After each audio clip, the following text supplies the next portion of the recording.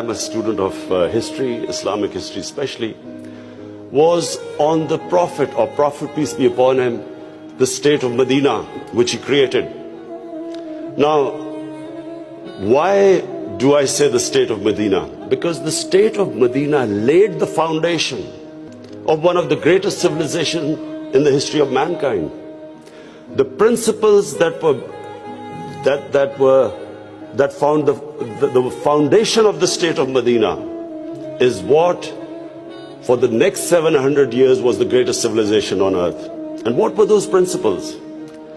The state of Medina was founded on incredible principles of justice and humanity. It was the first time a welfare state was made, a state that took responsibility of the weak, what China has done right now. That was the state of Medina, where first time a state took responsible for its poor, its weak, its orphans, its widows. In the state of Medina, the first time pensions were created.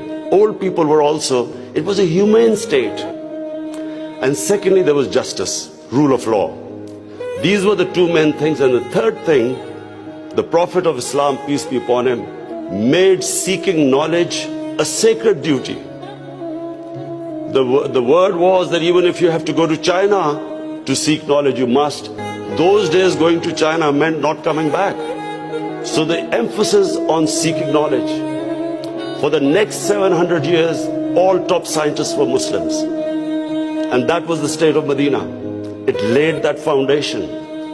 And then the way minorities, other religious people were treated. The Prophet signed famous, the Misaq-e-Medina. There's still a letter in St. Catherine's Church which was signed with the Christians that your places of worship will be, till the end of time, they will be protected by Muslims. Secondly, that no forcible conversions would be in Islam. Thirdly, the Prophet's last sermon, it is a charter of human rights.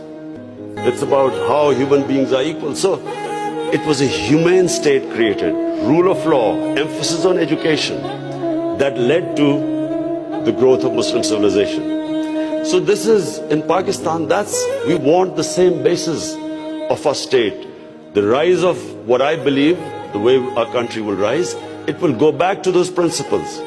We must, number one, have rule of law, everyone equal before the law. State must be accountable. We must have a welfare state where the state must take responsibility of its poor people. Half our population is on the poverty line or just above, and about 25% are below the poverty line. The state must take responsibility. All policies of the state must be like in China. How do we lift the people from the bottom? And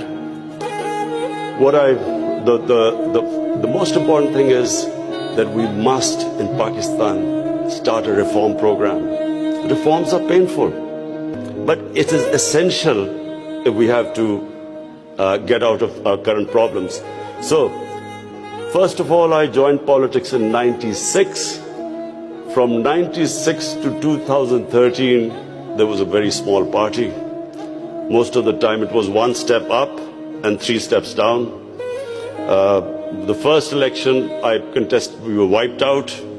Second election, 5 years later contested, we had only 1 seat.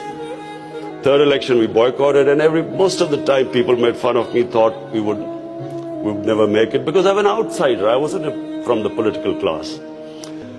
But one big lesson from sports which I learned, you only lose when you give up. So